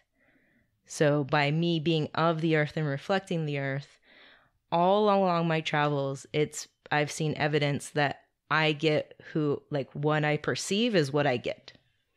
And so that's the power that we do have of, like, how we perceive a situation can change the situation, if that makes sense. And that's getting into that whole, like, consciousness of molecules moving in front of your eyes. And actually, there's been studies that, like, when you look at something, the molecules actually move of things. And so if we take back our control of our internal world, maybe that's how we take control of the external world, or not take control of it, but see the external world in a certain way that's maybe more conducive and healthy, that we can actually all get along. And I think that's actually the beauty of the craziness in America, is, like, it's an opportunity to, like, learn how to get along through a lot of different cultures coming together, you know, and yeah. Macrocosm, microcosm, global warming. And that's something else with the breathing technique. I'll just bring that in, is we're actually balancing out our oxygen CO2 levels in our body, because we have a lot of CO2 buildup inside our body. And the world has CO2 buildup in a way. And it's interesting because this method is teaching us how to live in a more lack of oxygen state, if you will. So I'm curious if we're going to face that. Like, I was just reading this book about the oceans, super drawn to the ocean. So funny. I'm going to let you all know that I actually have deep fear of the ocean and of waters that I can't see under me. I have a deep fear there. Mm-hmm. And I actually want to free dive one day because of it. I want to learn how to free dive and go into the ocean and get into that place where I'm feeling, you know, CO2 build up in my body, because we actually don't have a sense to breathe in oxygen. We actually, when we need to take a breath, it's CO2 build up, and we need to exhale CO2. So I find that's kind of interesting, because I never thought about it in that way. But this book that I was reading called Deep, it's talking about a lot of the things with the ocean and how much is not explored there. Whole worlds there. And, you know, is it the coral reef? Like, I mean, a lot of things are like dying down there. They're not as much. And that's actually a lot of the oxygen of this planet. So I'm just really moving forward with a sense of curiosity and, like, you know, like on some deeper level, it is all love. On some deeper level, like everything is here for like reasons that we can't, our brains can't know. So when it comes to, like, you know, sustainability efforts and like all of this, I would just suggest that we all just do what we feel inspired to do. And to honestly, why I say I'm more immune to the inversion is because I'm not focused so much on it. When we focus on something, it builds it up and it builds it up and it builds it up, and it makes it more of an issue than it actually is. Even though I'd love to not see, you know, Utah get all of the medical waste from other places that don't want to burn it, and we burn it. You know, stuff like that, where it's like a bowl. It's like, why are we doing that? And honestly, like when it comes to mimicking nature and being connected to it, is like, I love to take the time to hibernate in the wintertime and actually go internal more so, and learn that, hey, like sometimes the deepest way to progress, or the most efficient way to progress, is do nothing.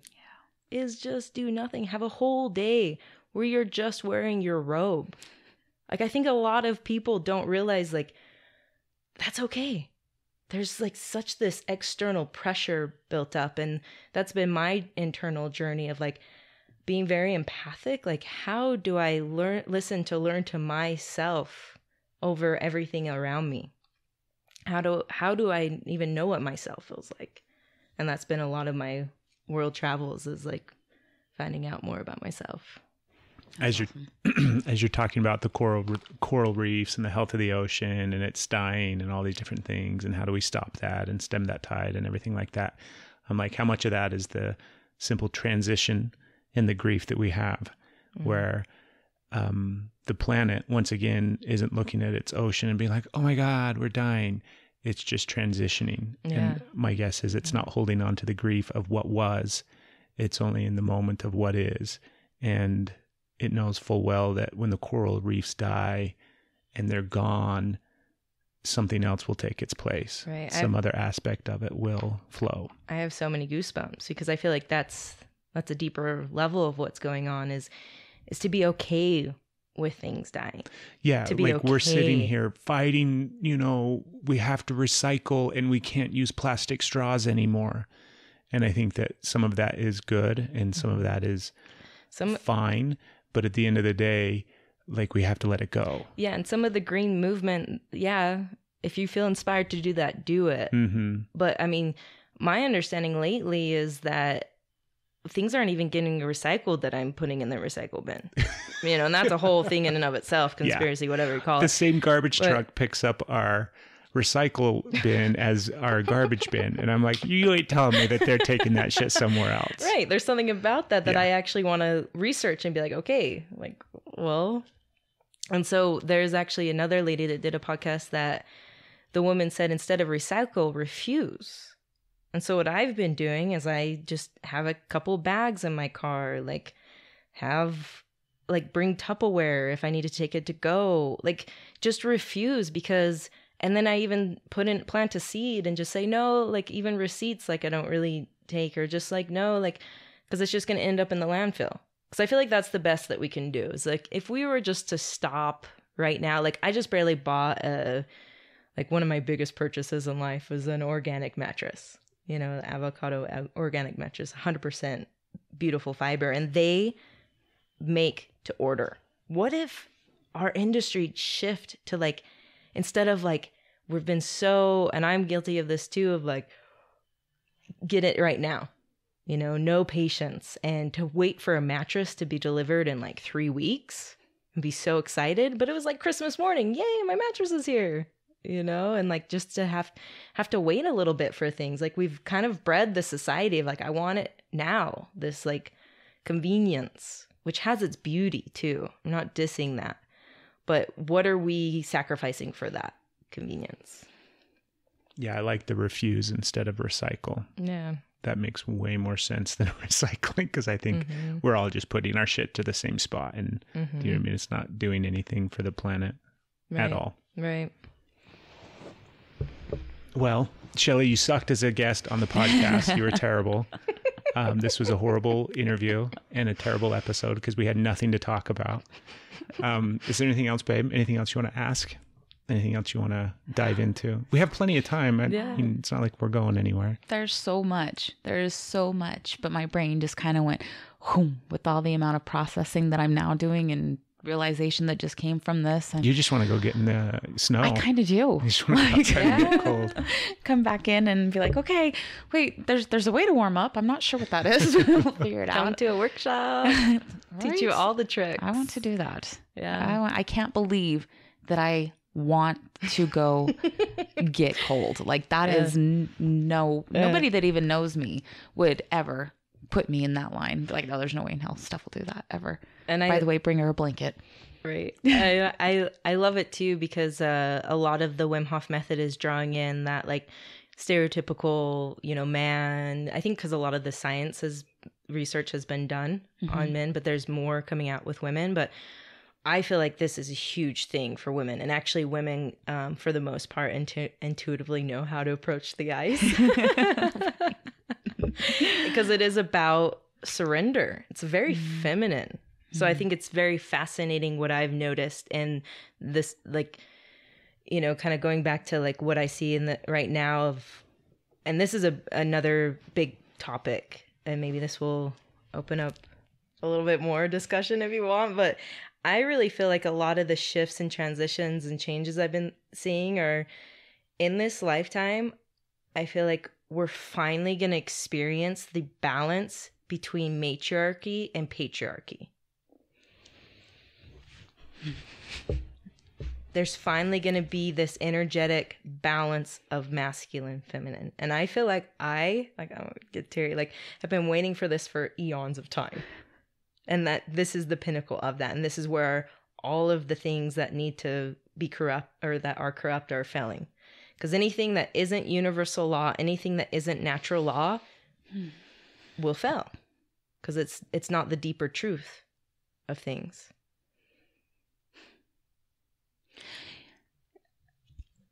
I'm going to blurt something because like, oh my gosh. You've talked about like follow your instincts when you feel that, when you find that like that soul piece where okay, this is next. This is where I'm in line with. I've had that with when I went to Sedona.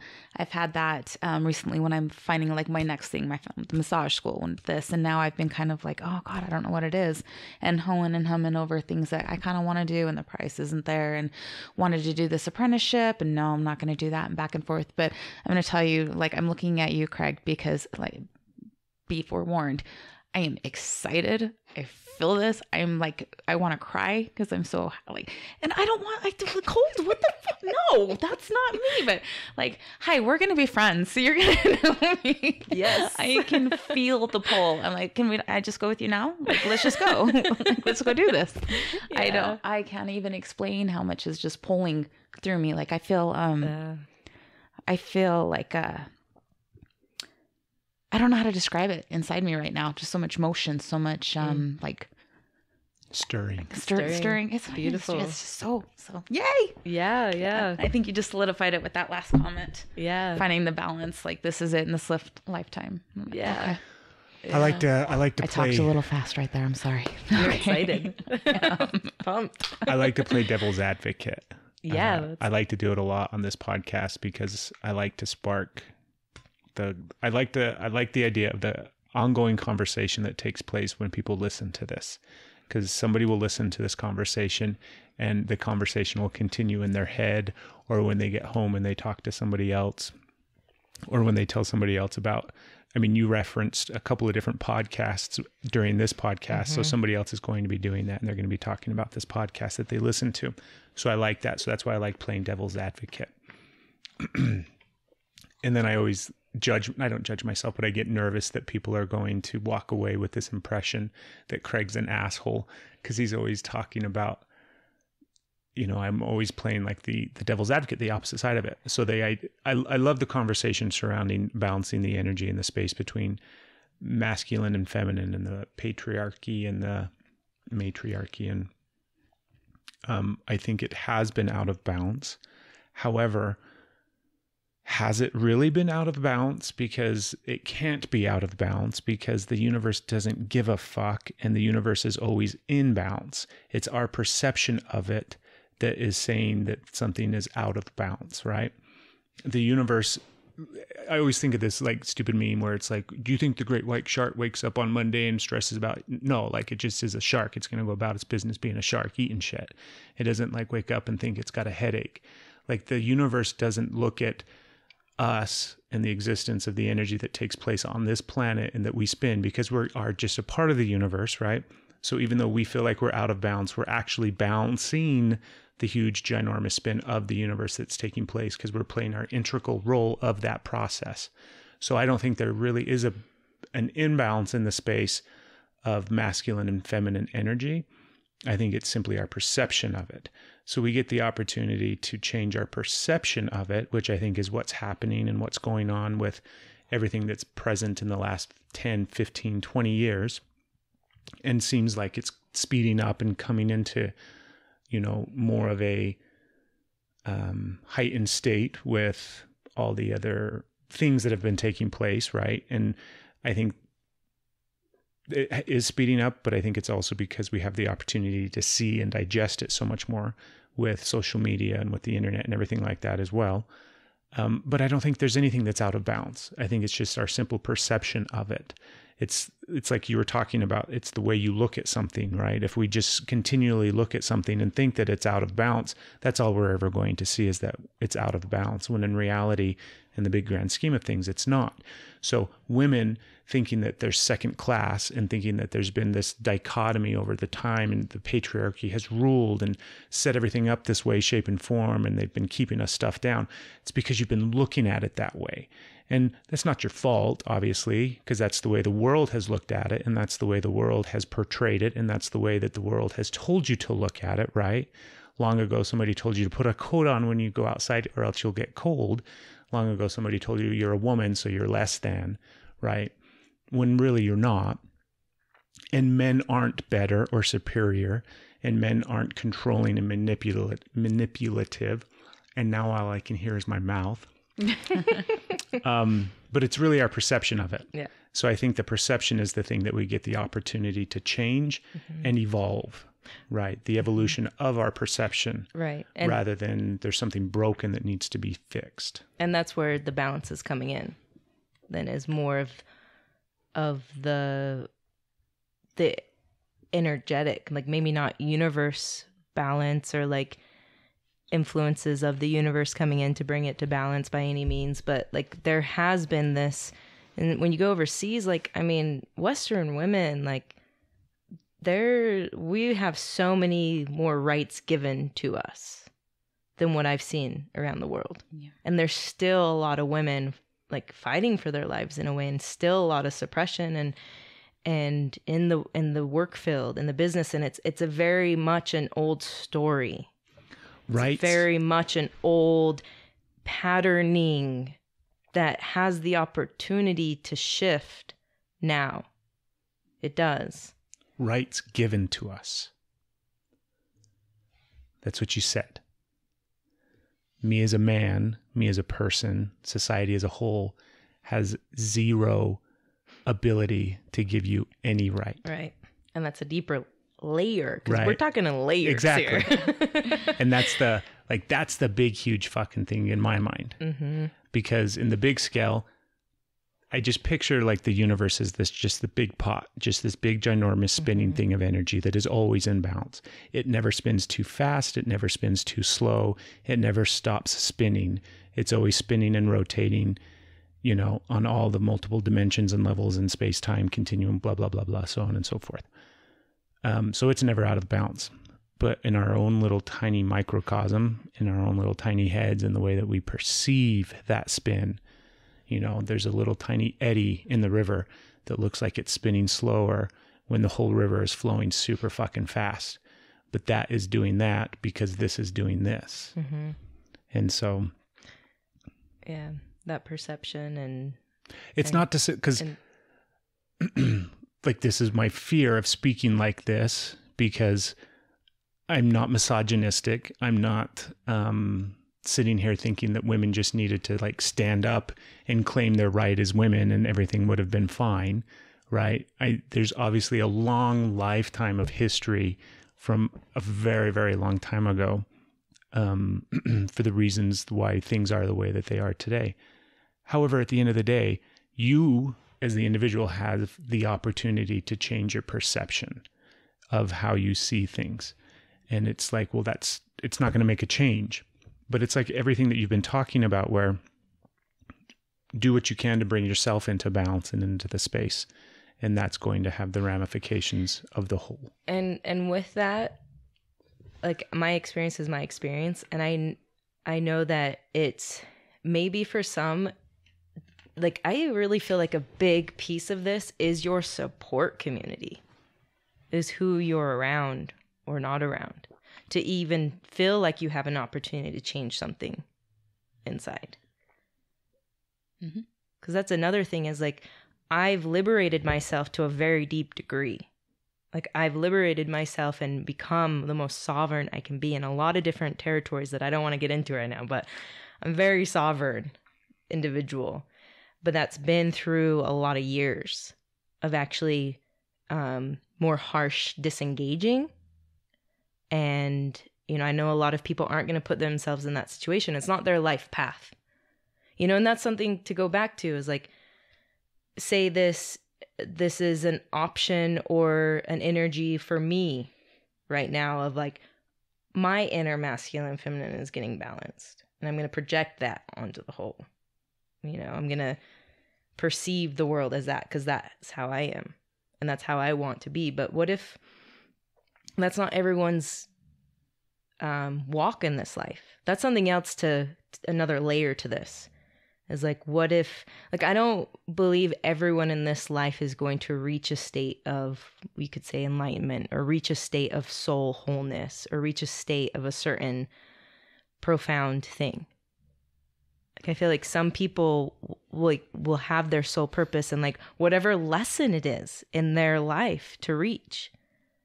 So it's interesting this dance we're doing. I'm getting all fired up because it's funny listening to you. I can feel you getting excited. Like I can feel you getting wanting to like, oh, wait. Like you want to continually, and that's good. And I also hope that you're not, like I'm not confrontational or I'm not, No, this conversation isn't intimidating at all. I feel like we need to be having more of these conversations. Like the devil's advocate, the skepticism, all of that, it has its place so that we can identify and go in deeper even. You said like, not everybody in this lifetime is going to become spiritually enlightened. Not everybody is going to get to that space where they make peace with their soul and their soul path and blah, blah, blah. I don't think that's the fucking point. Right. And the split as well of balancing your own internal masculine and feminine energy. Once again, we have perceived energy as two separate things, and we have labeled it two separate things: light and dark, good and evil, love and hate, masculine, feminine, sun and moon, night and day. Fuck all of it. Right. It's all just all polarity. Energy. That's all polarity that and this is such a beautiful topic because I've been really thinking about this a lot lately of like, okay, I'm only giving this option or this option. That's kind of what I've been taught. It's this or that. It's heaven or hell. It's right or wrong. It's like the polarity. And what if the opportunity, the energy of quote unquote Aquarian age, golden age, whatever, like supposedly we're moving into from a lot of different sources. This has been the talk of like something's shifting, something's happening. And what if it is to be in the middle of those two polarities? So my dear friend was like, what is your definition of balance? And I actually didn't have a great definition in that moment, but what he shared with me was being able to fall either way. So how I interpret that and relate with that is non-dualism. Finding the yin and the yang, being the line, being the dot in both sides, like non-dualistic nature. What does that feel like? What does that look like? Is it even possible to not be in a dualistic form on this planet? Like, these are great things to explore, because that's what I feel like is the sense that you're getting at, is like we've identified it as this or that, but non-dualism would encapsulate it to be, it is that wholeness. Yeah. It is both sides. And my brain just went, oh. Because that I think is, the truth, right? That I think is not the answer to like the big question. I just think that is reality, that it is that space in the middle between the two polar opposites. And so how many of us are actually living in a true reality? Like when people say on their vacations, oh, okay, time to get back to reality. Well, is that reality what you're living? That's a good question to ask. Are you really living in true reality? If your reality is more of what we just depicted, yeah, nobody. Maybe it's just a letting go to what is. Yeah, and the other thing too is I don't think I think the reality is if we look at if we're going to have one thing on one side and one thing on the other, and there's a line in the middle, that line is so fine and so minute and so little that you can't stay there all the time. It's the moments when you get to recognize when you are there, and you get the feeling, the emotion, the sensation, and the recognition of, oh, I'm in that middle spot.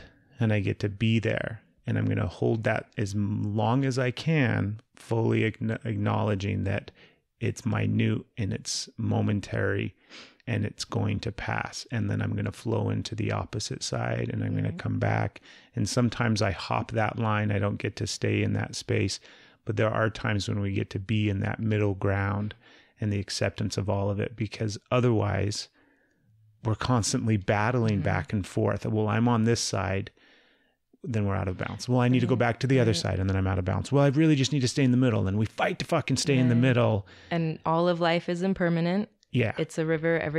The only thing that's constant is change. And that's why we have these different methods or things to get glimpses of that internal nature, to get glimpses of those moments. It's like the event horizon. Like, did you ever see Interstellar? Mm-mm.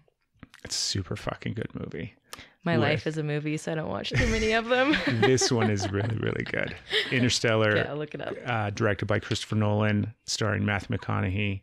It's really, really good. There's a bunch of other really good people in it. Anyways, there's a point where, because it's like time, space, continuum, and going into a black hole, and like they drop into the event horizon, like that point where, like, what's on the other side of it, we don't fucking know. Like, that's the spot where we have to find the middle ground where, I don't know, I'm getting lost now on super deep stuff, and I keep picturing Interstellar. And, well, we're all going to have to go watch it. Do you remember that part where they're in the spaceship, and they're like, he's fighting and it's struggling, and then everything's falling apart, and then suddenly he goes. Is it when he goes to where they find that he's like sending the messages with a bookshelf? Yes. Or, okay. Yeah, when he drops Spoiler into alert. that other. Forget I said that when you go to watch it. Just like let that go. Let it go. Let it flow on out. But I think that's the goal. At least that's the goal for me, right? And that's me. That's my life. That's my experience. Everybody's goal gets to be something different. So your goal, if I heard you right, is to go into nothingness, to go into unknown, to go into the depths of the dark, and get that spark? No, you're way off. My goal would be to have a good enough, or not a good enough, but my goal is to practice so that when I am in the middle, I can enjoy it. Gotcha. And I can be present. Gotcha. And maybe not cleave on or hold on to it, but allow it to no resistance flow. One way or the other. Right. No connection, no desire, no frustration, anger, love, hate, just presence and awareness of being in that moment of the middle ground, fully understanding. Because I think that our world and our culture and our society and our bodies even, right? Life and death, birth, everything that takes place is set up in that polarity and that dichotomy where there is black and white. And so I think that is a universal law. And I think that that is something that is innate in the universe. However, I think the important part that the universe is trying to get us to learn is that middle space, that space where we get to really be and relax and present. Right. And you'll never know that you can actually feel that in an ice bath. I have no doubt you can. Wim Hof says feeling is understanding. Yeah. There's definitely an essence in getting into something so intense to be that experience that actually can be so profound. And well, think about like in meditation, like the goal of meditation is to get to the spot that I'm kind of talking about, where you disconnect from your body, right? And we want to disconnect from our body and our mind and connect to our spirit and to connect to the universe and connect to our soul. But I feel like it's connecting to all of it. It is. So not necessarily disconnection of mind or body, but actually deeper connecting to it all. But we're playing with words here. Exactly. What you're going to speak is going to be how you relate to it with your body. How I perceive it and all those kind of different things. Right. And that is something interesting with the Wim Hof Method. So they did an MRI last year. They did a study on him at 2018 in Michigan. And they showed different parts of his brain that got lit up during cold exposure in a somewhat of like a tubed suit, where it would do cold water and then room temperature water and see what happened with his brain.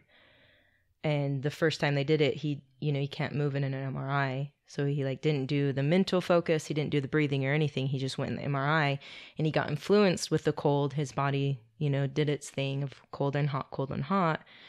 Same with the control. Well, then he primed his body with the breathing technique and his mindset. When he was actually in the MRI, he could only think. He could only be in a mindset. He didn't have room to breathe in that deep breathing that we do with the Wim Hof Method. And he said that he accessed how he felt in a whiteout on Mount Everest. So he accessed this stillness in the chaos. And he was raising his skin temperature at will. He was staying consistent with the up and down of the water temperature change. And the areas that his brain that was getting highlighted was the insula, which is self-reflection, which was what yogis, meditators are going for, is that self-awareness. And then the periaqueductal gray, which is PAG, and the brainstem. And with the dance of those two.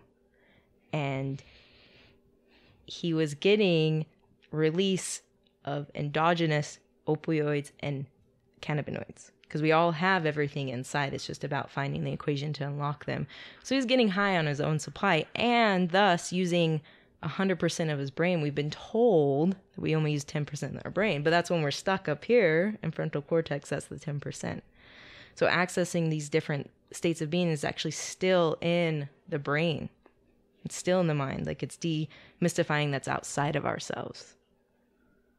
To feel connected, to feel that enlightened peace. And that stillness, if that's kind of a word that we can identify with those things as well. We should have had some caveat before we started recording that we did not smoke anything and we are not high in any way, shape, or form. Because somebody's tripping balls right now listening to this conversation oh my fuck, soak free. No, we're all just naturally getting high on our own supplies. And through beautiful, deep conversations, we actually release chemicals in our body. release oxytocin, dopamine, you know, the love hormone. Like, we're releasing things, and like to realize that we're a lot more biochemistry, like, has been so healing for me. You know, instead of just identifying with an emotional state of being or a mental state, of realizing, oh, it could just be a chemical that needs to be shifted a little bit. And that's what I love about this, is it's a natural method for that shift. You know, I feel like we've definitely relied too much on this big pharma and outside thing to make us feel better. We need to be the ones to make us feel better, and finding the natural means to do so. Anything else, babe? So much. So much. My brain is spinning. Yeah. Yeah. Do you have any questions for us? How long have you guys known each other? This time around? Nice. Because it's long. But this time around, we've known each other since 2012. All right, 7. 7 years. Yeah. And we've been married for, it'll be 4 years this year. Yeah. Beautiful. Yeah. But we've been around for quite some time. Was it recognition of each other's souls at first sight? Or Oh, it was all sorts of clusterfucky. didn't look good on paper? No. But the feelings were all there? There was a big clusterfuck, but we're weeding our way through it. Yeah. No, there's definite deep-rooted connection from present moment, because that's the other thing. I don't believe in past, present, or future. It's just right now. Like, so Stephanie and I have lived copious amounts of past lives together.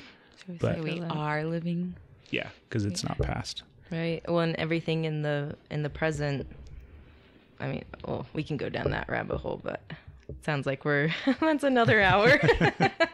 Well, that's beautiful, because that's something big for me is love, and just like knowing what love is to me, and like I do feel like I have that level of like soul partner, and like I feel like I've skipped a couple of lifetimes with this partner in my life, and I know that I just know there's no worries, like it's like what will be sort of thing, and whatever I need I can trust will come to me, and I'm actually working more as a magnet instead of a go out and getter, which is an interesting other dance to play in this life. But it's so beautiful to hear people like getting together in that presence, you know, and knowing and recognizing that your souls have had other lives. Like, I totally have felt a lot of that in my life. Like, okay, there's no way that I would have such a deep feeling with this place in Guatemala, these tombs I was at, these different places here. Like, there's just some kind of recognition that I can't explain. Mm-hmm. And I feel that in relationships. It's like there's just something deeper going on than we realize. And it's the beauty of life, is to keep exploring that. Yeah, we could go lost. Okay, anyways. So, Shelley, what's the greatest way for people to find you, get a hold of you, reach you, anything like that? The best way, 2 ways, whether it's just email, Shelley Mehr, SHELLEYMEHR @gmail.com, or I do have a website. It's mehrmassage.co. So not com, just MEHR massage.co. And I'm also on Facebook, social media. My Instagram is Celebrate. I love it. 811. Celebrate 811. I post a lot of my upcoming Wim Hof workshops on the Facebook, though. So that's Wim Hof Method, Utah. And those are posted there. I do them I'd like to start doing them twice a month. I also offer one-on-one, because some people really just want that. I just want to work with you. And that's totally okay. Mm-hmm. I celebrate that as well. Do you know when your next one's going to be? I just barely did one. So I'm a flower, and I'll probably do one. So I'm going on a little vacation, and then I'll be back in February. So it'll probably be the second week of February. And I usually do it on the weekend, so it can be accessible. But those will be posted. Cool. Following you now on Instagram. I'm trying to find all the ways. Don't get panicked when you like see me popping up everywhere. I'm a little excited, so it's going to seem a little stalkerish just for a little while. Oh, but you can. it's okay. You can stalk me, Stephanie. That's fine. Awesome. I don't mind. Well, thank you so much, Shelley. Yeah. Thank you, Craig. Thank you, Stephanie. Thank you. Thank you. Thank you, Shelley. Thank you. How can we accept love's pleasure without love's pain? The body has its own intelligence. We have to realize that everything's going to die at some point, and it's not necessarily a negative thing. Stress actually can be a good thing. You can face the ice bath how you face life.